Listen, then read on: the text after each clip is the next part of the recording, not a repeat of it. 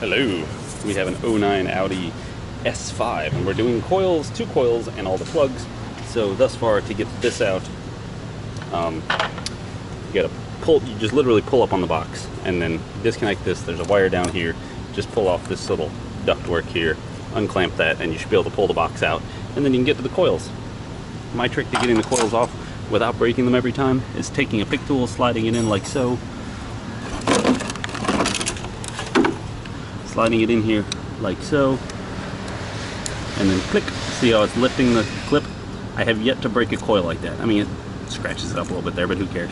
As long as the it's a lot better to do that than it is to break the coil connector, because these things are a pain in the butt to replace. So, you should do that. So now we're going to go ahead and replace all the coils. It had a misfire on 1 and 3. The customer didn't really want a whole lot of diagnosis. We told them, like, this is our preliminary findings and stuff, and they were like, fix it. And we're like, okay. Also, there's a bad fan on there, and they're like, just fix the coils and the plugs. Okay. So, we did it, or I'm doing it right here. So, if I find anything else interesting to let you know about, I will let you know about it. Just wanted to share this with you. It's raining. Right on us.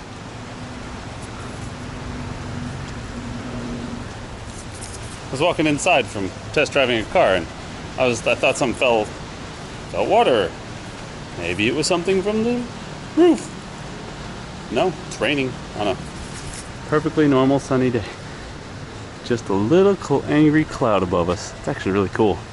Anyway, so end of the day. The Audi that had the misfire also has some valve covers leaking too, so that's another thing they need to take into account.